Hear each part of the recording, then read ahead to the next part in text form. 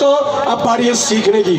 आप इतनी ध्यान से सीखे कि आज सर में आप में कोई फर्क नहीं है। सर आज से कुछ समय पहले विलेज में आए और वही कंपनी वही सिस्टम पे दिल से काम किए। आज सर की बारी है तो अगली बारी किसकी है दोस्तों? तो सर को ये माइक हैंड ओवर करने से पहले मैं चंद लाइन बोलना चाहूँगा आप सभी के लिए कि ख्वाहिश नहीं गिरते फूल झोली में, वक्त की साख को हिलाना होगा। कुछ नहीं होगा अंधेरों को बुरा कहने से, कुछ नहीं होगा अपने आप को बुरा कहने से, अपने हिस्सा की चिराग खुद को जलाना होगा।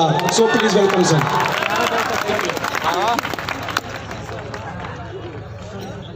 वेल नमस्कार दोस्तों, कैसे हैं आप लोग? कितने ऐसे लोग इस भीड़ में बैठे हुए जिससे आज मेरी पहली बार मुलाकात हो रही है? क्या बात, थैंक यू। जरूर दोस्तों, मैं इस कामयाबी की राज आपके साथ शेयर करूंगा कि मैं इस बिजनेस में अपने आप को कैसे साबित किया। सीखेंगे, समझेंगे, करेंगे काम। दोस्तों मेरा नाम है सनमोल कुमार और मैं डिस्ट्रिक्ट मधेपुरा बिहार का रहने वाला हूं और मैं भी एक किसान फैमिली से बिलोंग करता हूं। मैं अपने घर में अपने भाई बहनों सबसे छोटा हूं। घर में सबसे छोटे होने के नाते घर के सारे सदस्य का एक ऐसा सोच था कि मैं पढ़ूं लिखूं और एक अच्छा खासा नौकरी करूं। इसी सोच इसी सपने दोस्तों मैंने पढ़ना लिखना स्टार्ट किया। यानी कि मेरा जो बचपन का पढ़ाई लिखा था वो अपने गांव में हुआ था। जैसे ही मिडिल स्कूल की पढ़ाई लिखाई खत्म हुई, अपनी पढ़ाई को आगे करने के लिए अपने गांव से कुछ दूर एक हाई स्कूल आकर के एडमिशन लिया। एडमिशन लेने के कुछ दिन तक पढ़ाई लिखाई एक अच्छे ढंग से चला, बढ़िया ढंग से चला, सुचारू ढंग से चला। लेकिन कुछ दिन के बाद जो पढ़ाई लिखाई एक सुचारू ढंग से चल रहा था, उस पढ़ाई लिखाई में रुकावट आ गई।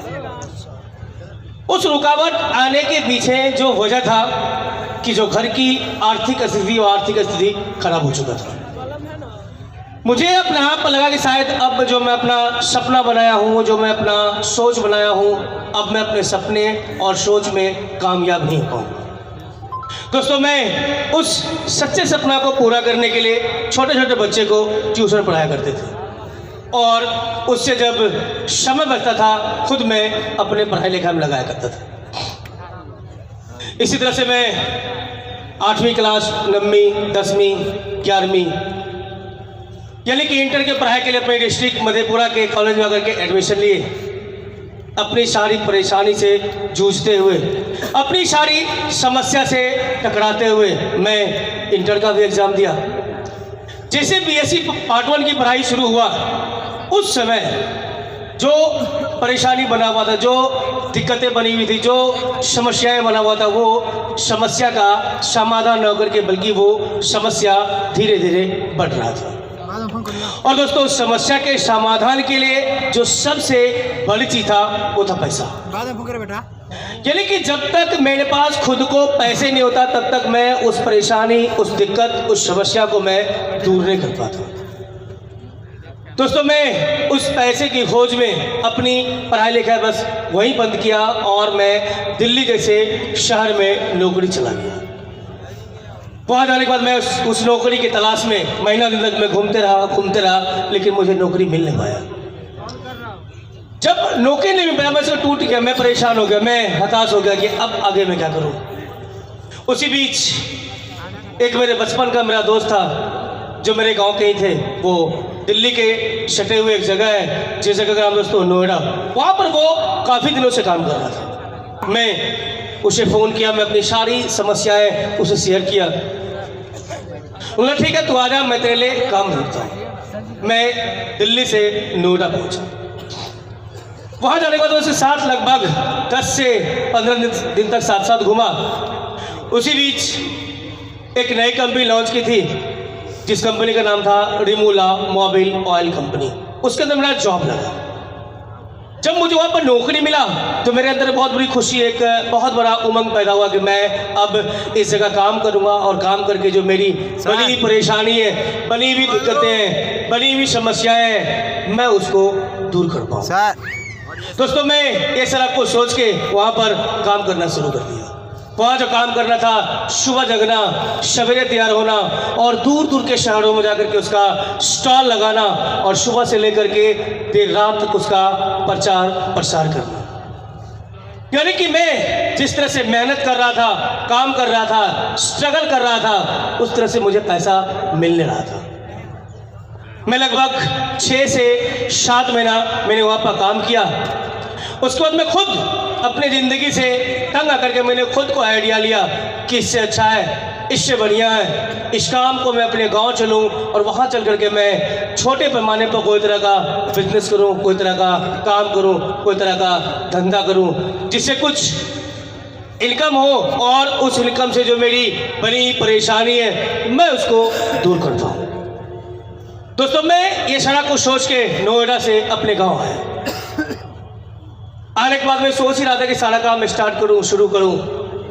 उसी बीच कॉलेज का एक मेरा दोस्त था जिसका नाम था मिस्टर राकेश रंजन रवि, जिससे मेरा मुलाकात हुआ और मुलाकात होने के बाद उन्होंने बोला, सनमोल मैं भागलपुर के अंदर एक कंपनी आया हुआ है, मैं उसके अंदर काम कर रहा हूँ, तू चल मेरे साथ, चल करके सिर्फ काम को देख लेना, सीख लेना, समझ लेना, शायद उस जगह से तुम एक अच्छा खासा पैसा और एक अच्छी खासी ज़िंदगी जी सकते हो। मैं अपने दोस्त का दोस्त, मेरे पास लाखों रुपया नहीं है कि मैं तेरे साथ चलूं और चल करके मैं उस बिजनेस को डील कर पाऊं। उन्होंने बोला वहाँ पर लाखों रुपये जरूरत नहीं है, तुम 5 से 10 हज़ार रुपया लो और मेरे साथ चलो। अगर दोस्तों देखा जाए उस समय 5 से 10 हज़ार व्यवस्था करना मेरे लिए एक बहुत बड़ी चुनौती था, एक बहुत बड़ी चैलेंज था, एक बहुत बड़ी परेशानी था। क्यों? क्योंकि मेरा पूरी परिवार एक परेशानी के दलदल में फंसा हुआ था। चारों ओर दोस्तों समस्या ही समस्या नजर आ रहा था, बल्कि समाधान नजर नहीं आ रहा था। मैं उस एवज में मैं अपने बाबूजी को, बाबूजी मुझे 5 से 10 हज़ार रुपये दीजिए, मैं भागलपुर के अंदर एक कंपनी आया हुआ है, मैं उसके अंदर काम करना चाहता हूँ। बाबूजी ने स्ट्रिक्टली मना कर दिया। दोस्तों घर में बड़ी सिफारिश करने के बाद, बड़ी रिक्वेस्ट करने के बाद लगभग 10 से 15 दिन के बाद बाबूजी ने कहीं से सूद पर पैसा इकट्ठा करके मुझे दिया। दोस्तों उस पैसे के सहारे और अपने दोस्त के साथ दोस्तों आज से लगभग 14.5 साल पहले मैं इस बिजनेस प्लान को देखने के लिए भागलपुर के अंदर गया था। वहाँ जाने के बाद मैंने सारा कुछ एक अच्छे तरह से देखा, सीखा, समझा, सुना, देखने, सीखने, समझने के बाद जैसे मैं बीसी हॉल से बाहर निकलने के बाद मैं अपने दोस्त को एक बात बताया। मैं बोला तेरा बिजनेस भी अच्छा है, तेरे यहाँ के लोग भी अच्छे हैं, तेरा कंपनी बढ़िया है, तेरा सारा कुछ अच्छा है, लेकिन मैं काम नहीं करूँगा। यानी कि दोस्तों जब मैं बीसी हॉल से बाहर निकला मैं नेगेटिव था। मेरा दोस्त तो ठीक है मत करना काम, लेकिन मेरा बात ध्यान से सुनना, चाहे मेरे बिजनेस हो या बाहर की दुनिया के कोई भी काम हो, सबसे पहले समझदार लोग वो होता है, होशियार इंसान वो होता है जो किसी भी काम को एक अच्छे तरह से देखते हैं, सीखते हैं, समझते हैं, सुनते हैं और उसको खुद को डिसाइड करता है कि मैं काम करूँगा अन्यथा नहीं करूँगा।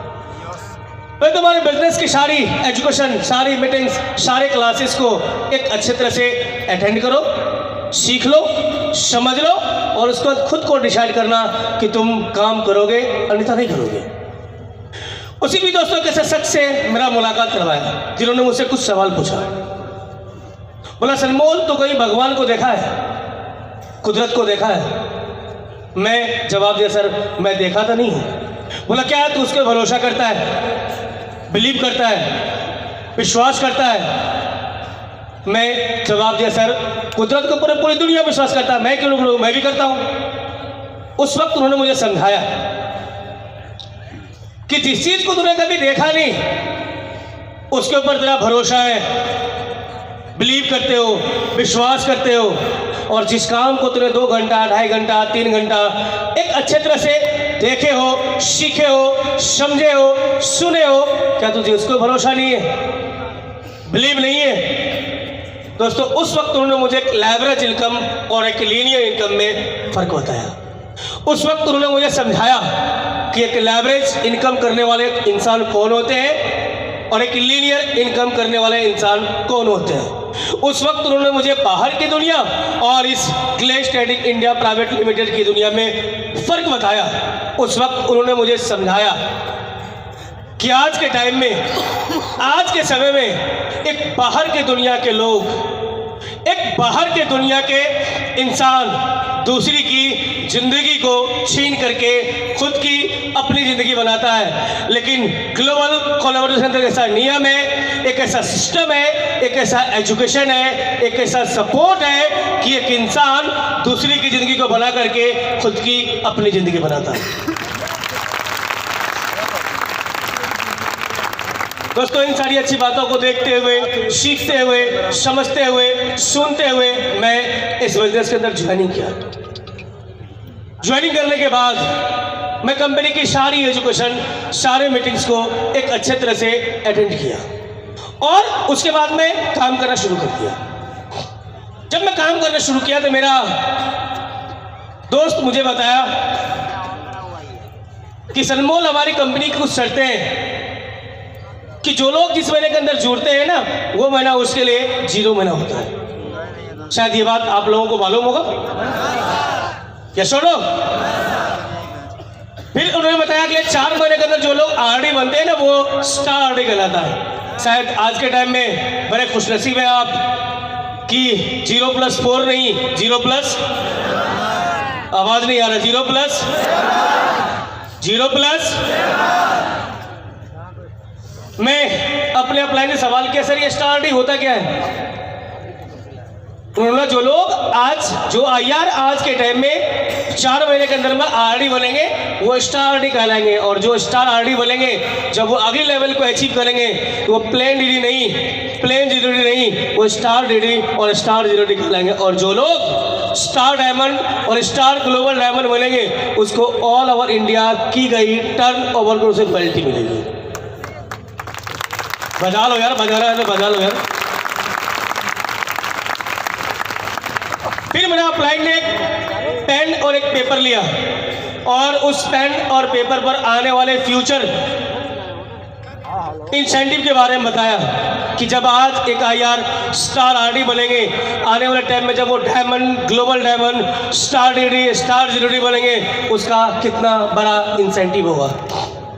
दोस्तों जब मेरा प्लान उस पेन और पेपर पर आने वाले फ्यूचर इंसेंटिव के बारे में बता रहा था, 2 लाख, 4 लाख, 5 लाख, 10 लाख, 15 लाख, 20 लाख, 25 लाख, मैं उस इंसेंटिव को देख करके बड़ी हैरान था।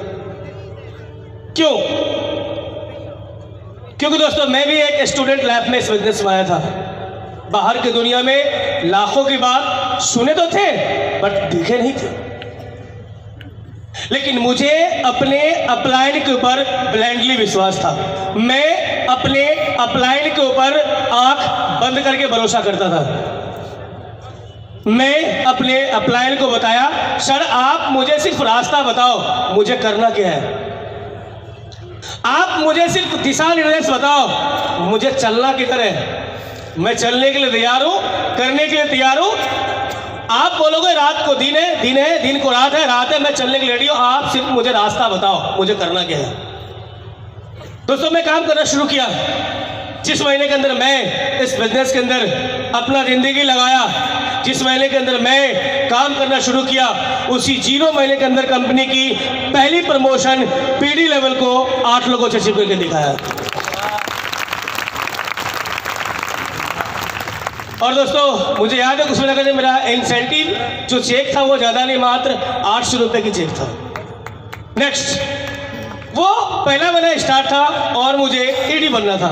और दोस्तों एडी बनने के लिए जो कंपनी की उस समय शर्त थी कि जो डिस्ट्रीब्यूटर 1 मंथ कैलेंडर अपने नेट से 15 सेल करेंगे, 600 आईपी का बिजनेस करेंगे या उससे ज़्यादा का टर्नओवर करेंगे, जब जाकर के वो एडी बनेंगे। दोस्तों मैं उस महीने के अंदर जी तोड़ मेहनत किया। अपने अपलाइन के साथ जो लोग मेरे साथ काम करना शुरू किया, मैं उसको साथ में लेकर के खुद को एजुकेशन अटेंड किया। अपने अपलाइन की मदद से जो लोगों ने मेरे साथ ज़िंदगी लगाया, मैं उसके लिस्ट को शॉर्ट आउटिंग करवाया, लिस्ट बनवाया, शॉर्ट आउटिंग करवाया। जो लोग मेरे साथ काम करना शुरू किया, मैं उसका प्रमोशन दिलाया। और उस महीने के अंदर जो मेरे दोस्तों मेरा मेहनत रंग लाया। लोग 15 सेल से एडी बंदा, मैं 15 नहीं, 20 नहीं, 25 नहीं, बल्कि उस महीने के अंदर मैं अपना अगला एडी प्रमोशन 30 लोगों से अचीव करके दिखाया। और दोस्तों मुझे याद है कुछ समय के मेरा चेक जो इंसेंटिव था वो ज़्यादा नहीं, मात्र 1680 रुपये की चेक था। नेक्स्ट, वो दूसरा मेरा स्टार्ट था और मुझे एसडी बनना था। और दोस्तों उस समय एसडी बनने के लिए जो कंपनी की शर्तें थी कि जो डिस्ट्रीब्यूटर 1 मंथ कैलेंडर अपने नेट से 45 सेल करेंगे, 1800 आईपी का बिजनेस करेंगे या उससे ज़्यादा का टर्नओवर करेंगे, जब जाकर के वो एसडी बनेंगे।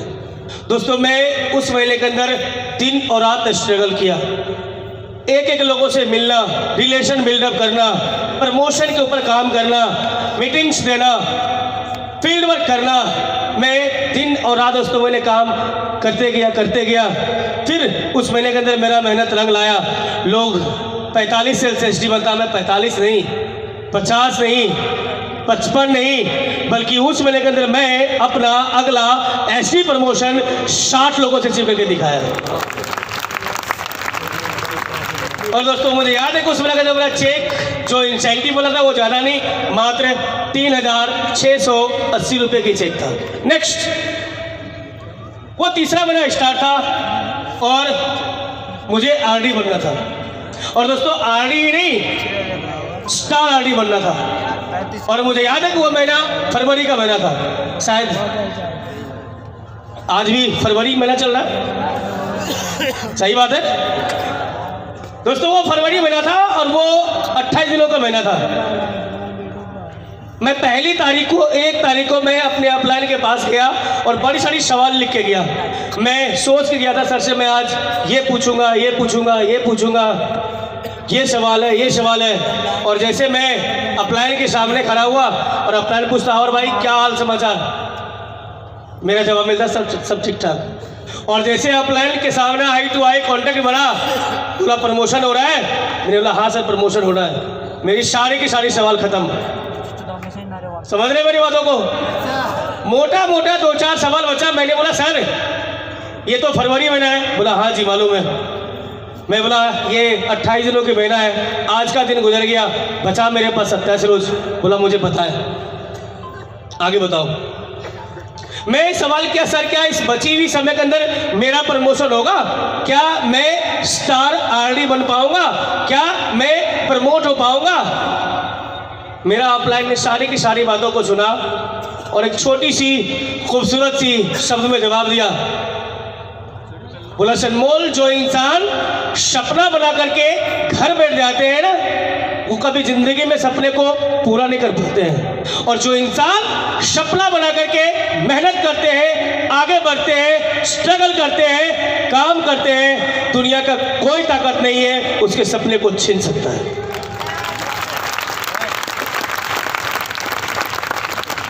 अगर तेरा ड्रीम है, तेरा सपना है कि मैं प्रमोशन लूं, स्टार आरडी बनूं, तू अपने नीचे 9 लाइन की प्रमोशन दिला, मैं तेरे साथ हूं, तेरा प्रमोशन होगा। दोस्तों मैं अप्लायंस की बातों को सुना, फिर वही मोटिवेशन, वही एनर्जी, वही जोश, उसी एटीट्यूड से दोस्तों मैंने काम करना शुरू कर दिया। एक एक लोगों से मिलना, रिलेशन बिल्डअप करना, नीचे प्रमोशन दिलाना। मैं दोस्तों दिन और रात मैंने काम किया। एक ऐसी पागलपन, एक ऐसा भूख पैसे कमाने की, एक ऐसा दीवानापन प्रमोशन लेने का कि रात के 2 बजे, 2:30 बजे, 3 बजे, 4 बजे मेरा अपलाइन मुझे फ़ोन करता कहाँ हो। मैं अपने टीम में लोगों को जगह जगह करके मीटिंग लिया करता था, प्लान बताया करता था। एक ऐसी पागलपन कि दोस्तों एक दिन नहीं, मुझे याद है वो प्रमोशन की समय 1 हफ्ता तक मैंने खाना ही नहीं खाया था। सुबह निकला, शाम हो गया, शाम निकला, रात बीत गया, फिर अगली सुबह आ गया। एक ऐसी पागलपन, एक ऐसा मेहनत। दोस्तों मैंने काम किया, मेहनत किया, स्ट्रगल किया, कुदरत ने मेरा मेहनत देखा, मेहनत रंग लाया। लोग 90 सेल से आरडी बनता, मैं 90 नहीं, 100 नहीं, 105 नहीं, 110 सेल से आरडी नहीं, स्टार आरडी लेवल को अचीव करके दिखाया। और दोस्तों स्टार आरडी बनने के बाद जो मेरा उस महीने का जो इंसेंटिव था वो ज़्यादा नहीं, मात्र 24,680 रुपये के चेक था। नेक्स्ट, जब मैं स्टार आरडी बना मुझे लगा अब कोई दिक्कत ही नहीं है, दिक्कत किसी का नहीं है, पैसे का। क्यों? क्योंकि जब मैं बीसी हॉल में बैठा हुआ था बिजनेस एजुकेशन क्लास के अंदर, तो मेरे उम्र के बड़े सारे लोग स्टेज पर आते थे और वो बोलते थे कि मैं आरडी लेवल पर काम कर रहा हूँ, मेरा पिछले महीने की जो इंसेंटिव है वो 30,000, 40,000, 50,000, 60,000, 70,000। उस कतार में हमारे अपलाइन सुभद्रा दीदी भी हुआ करती थी। मुझे लगा यार मैं आरडी ने स्टार आरडी हूँ, अब क्या दिक्कत है, अब तो शुरू हो गया ना, मैं सुस्त हो गया, मैं लेजी हो गया। 2 दिन, 4 दिन, 5 दिन, 1 हफ्ता गुजरने के बाद मेरा अपलाइन मेरे सामने आया और उन्होंने, सनमोल अभी फिल्म शुरू नहीं होता, कास्टिंग था। मैं पूछा हंसते हुए, सर क्या फिल्म, क्या कास्टिंग? बोला हमारे बिजनेस जो है ना डुप्लीकेशन की है, अगर तुम स्टार आरडी बन गए हो तो अपने नीचे लोगों को डुप्लीकेट करके स्टार आरडी बनाओ, क्योंकि अभी बड़ी सारी सीढ़ी को पार करना है। दोस्तों मैं नींद से जगा, आलस को दूर किया, सुस्ती को खत्म किया, फिर वही मोटिवेशन, वही एनर्जी, उसी जोश, उसी एटीट्यूड के साथ दोस्तों मैंने काम करना शुरू कर दिया। एक एक लोगों से मिलना, रिलेशन बिल्डअप करना, फील्ड वर्क करना, नीचे प्रमोशन दिलाना। दोस्तों मैं काम करते गया, अपनी मेहनत को बहाव में डालते गया। फिर एक ऐसा समय आया, मेरा मेहनत रंग लाया। जिस तरह से मैं स्टार आरडी बना, उसी तरह से अपने तीनों अलग अलग लाइनों में अपने जैसे प्लेन आरडी नहीं, अपने जैसे स्टार आरडी बनाया, जिसके एफर्ट से मैं इस बिजनेस के अंदर स्टार डीडी यानी स्टार डायमंड डिस्ट्रीब्यूटर बन के खड़ा हुआ। और दोस्तों स्टार डायमंड बनने के बाद जो मेरा पहला इंसेंटिव इस बिजनेस के अंदर आया था, वो इंसेंटिव था 5,47,864 रुपये की। भरोसा हो रहा है क्या? पीछे वाले आवाज आ रहे हैं, सुन पा रहे हैं? दोस्तों फिर मेरा अपलाइन ने मुझे बताया, सनमोल जब एक इंसान का सितारा गर्दिश पर हो ना, तो उस इंसान को होनी चाहिए अपनी मेहनत दुगुनी नहीं चौगुनी कर देनी चाहिए। दोस्तों मैं अपनी मेहनत चौगुनी नहीं अठगुनी कर दिया। मैं दिन और रात मेहनत किया, अपने जैसे अपना डुप्लीकेट, अपना लीडर्स तैयार किया, अपना फोटोकॉपी तैयार किया, मैं फील्ड वर्क किया, अपने नीचे लोगों को प्रमोशन दिलाया और अपनी मेहनत को दोस्तों लगातार बहाव में डालते गया। फिर एक ऐसा समय आया, मेरा मेहनत रंग लाया। जिस तरह से मैं स्टार डायमंड गया, उसी तरह से अपने तीनों अलग अलग लाइनों में अपने जैसे प्लेन डीडी नहीं, अपने जैसे स्टार डायमंड बनाया, जिसके एफर्ट से मैं इस बिजनेस के अंदर स्टार जीडी यानी star global diamond distributor level को अचीव किया। और दोस्तों स्टार जीडी बनने के बाद फिर इंसेंटिव रुका नहीं।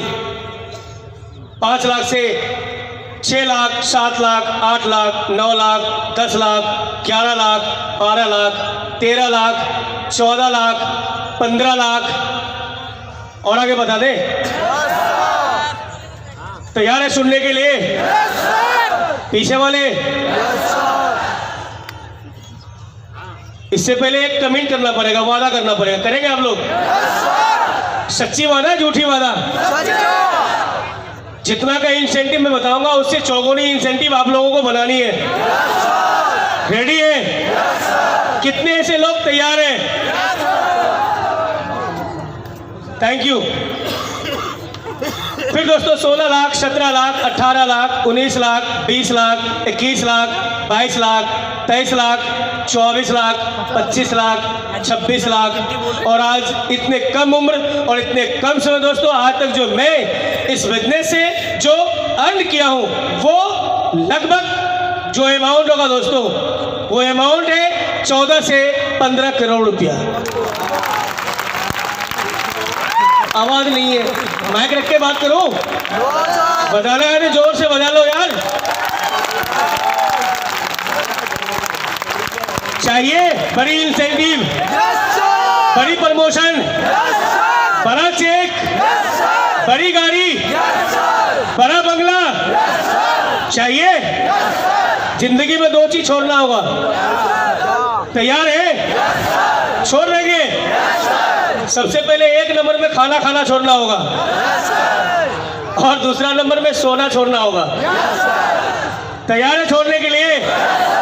अब आपको लगता होगा सर अगर खाना खाना छोड़ दिया है और सोना छोड़ दे तो इंसान पागल हो जाएगा, उसका इलाज कांची नहीं आगरा। दोस्तों मैं आपको ये नहीं बोल रहा आपने खाना खाना छोड़ देना है, आपने सोना छोड़ देना है, बट इस जिंदगी में कामयाबी को अचीव करने के लिए, इस कामयाब लोगों के कतार में खड़ा होने के लिए, अपने आप को साबित करने के लिए इन 2 चीजों से कंप्रोमाइज करना होगा। बोला गया एक स्वस्थ इंसान को स्वस्थ रहने के लिए 3 टाइम का भोजन करना जरूरी होता है, बट इस कामयाबी की दौड़ में अगर वो 3 टाइम का भोजन 1 टाइम मिलेगा, चलेगा? चलेगा? बोला गया है कि एक स्वस्थ इंसान को स्वस्थ रहने के लिए 6 से 8 घंटे की लगातार नींद करना जरूरी होता है। अगर ये 6 से 8 घंटे के बजाय 3 से 4 घंटा मिलेगा, चलेगा? चलेगा? जिस दिन आपने मेरे बातों को सुना और उसके ऊपर काम करना शुरू कर दिया और ईमानदारी से कंपनी के प्लान के ऊपर मेहनत करना शुरू कर दिया, तो मैं दावा के साथ कहता हूँ 110% कि आपकी कामयाबी आपको जरूर मिलेगी। आप कतार में जरूर खड़ा होंगे, आप सुनहरे अक्षर से अपनी इतिहास को जरूर लिखेंगे।